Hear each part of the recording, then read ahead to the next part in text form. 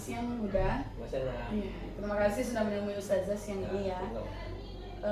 Huda, Ustazah mendengar juga melihat ya, kata guru-guru Huda sering keluar kelas saat jam PBM. Apakah benar?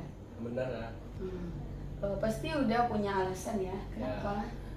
Karena anak beranggapan teman-teman di kelasnya itu pendiam, susah tidak ngobrol, itu bergaulnya kurang, karena tidak nyaman ya. Oh, begitu. Ustazah juga pernah ya waktu sekolah kalau tidak nyaman di kelas juga ingin keluar, ingin main, tapi Ustazah apresiasi yang udah lakukan karena udah tidak melakukan hal-hal yang kesalahan yang lebih buruk ya, misalnya kayak bolos, cabut. Lalu apa yang udah lakukan ketika udah keluar kelas itu? Pergi ke kelas lain yang mana yang anak dekat, ke kantin, pergi ke masjid untuk tidur. Berarti udah mengerjakan itu ada alasannya. Ada. Selain yang tadi apa alasannya lagi? Apa tuh? Anak tuh beranggapan tuh teman anak tuh semua tuh kayak anak tuh nggak ada yang masuk sama anak tuh pertemanannya ya. Yang dekat terus yang ya, nggak ada yang pemikiran ya. Apakah sebelumnya sudah tahu keyakinan kelas yang ada di sekolah kita? Udah lah. Berarti keyakinan kelas apa yang udah langgar? Tidur di kelas, keluar kelas tanpa izin, itu banyak lah ya. Jadi kalau udah sering keluar kelas, apa udah tidak rugi ketinggalan pelajaran? Rugi. Gimana sebaiknya keyakinan kelasnya yang harus sudah lakukan untuk mengantisipasi tindakan tadi? Apa tuh? Kita anggap semua di kelas tuh teman kita, kan bisa kalau di luar kelas kan kita bisa main sama si ini, si A, si B. Jadi kita tuh beranggapan tuh di satu kelas tuh kita tuh teman semuanya ya.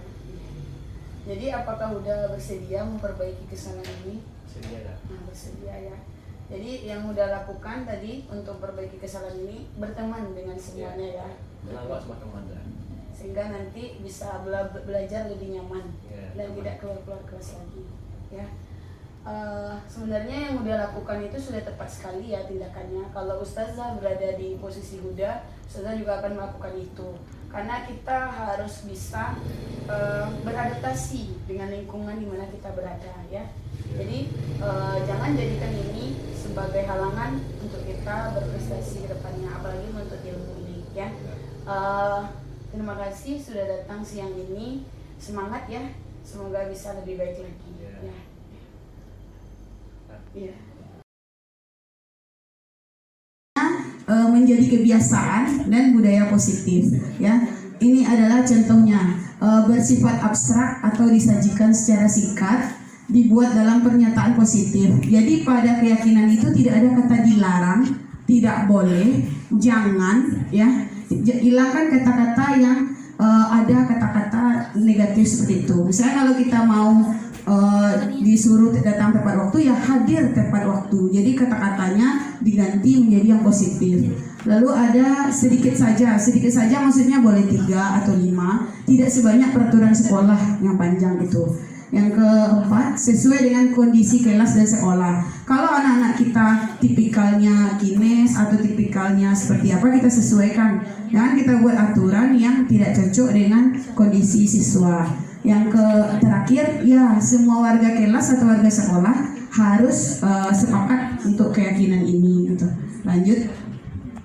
Nah, ini contoh keyakinan di kelas Kobar ya. Pertama, hadir di kelas tepat waktu sebelum PBM dimulai. Yang kedua, kelas rapi dan bersih sebelum PBM. Keempat, menyelesaikan tugas tepat waktu.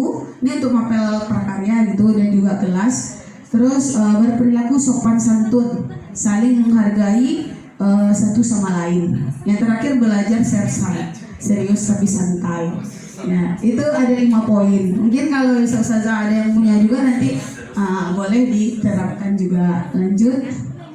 Nah, ini bagian terakhir adalah segitiga restitusi. Mungkin kalau untuk guru-guru BK ini sudah tidak asing lagi, ya.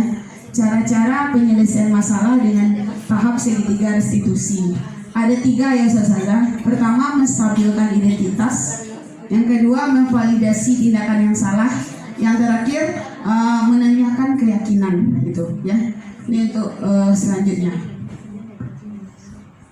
Nah, untuk menstabilkan identitas ini berdasarkan prinsip membuat kesalahan. Jadi, ustazah kalau ingin menyelesaikan masalah anak, kalau memakai tahap segitiga restitusi, yang pertama kita harus menstabilkan identitas. Kita membuat anak itu yakin kalau kita itu berpihak pada dia.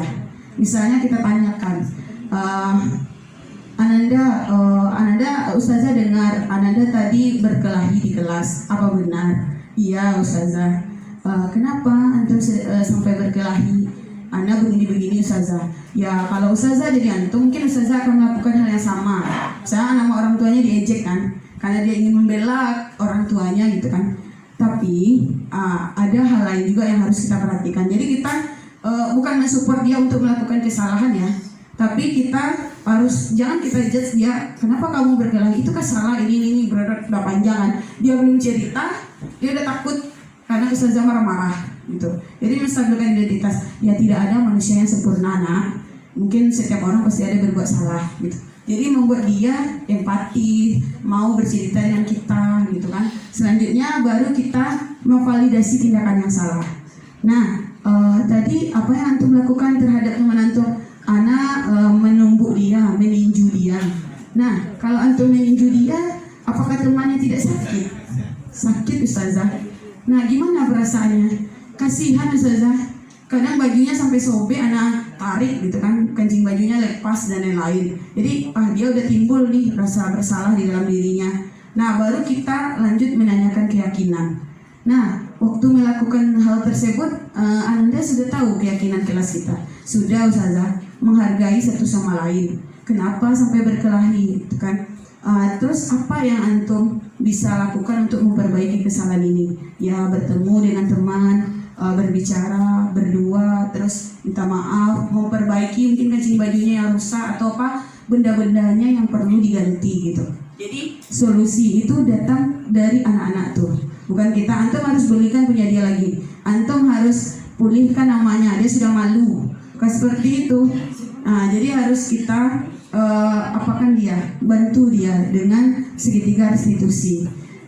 Mungkin itu terkait tentang budaya positif, sedikit ilmu dan sharing untuk ustaz-ustazah. Salah dan janggal mohon maaf. Assalamualaikum warahmatullahi wabarakatuh. Kita kasih tepuk tangan.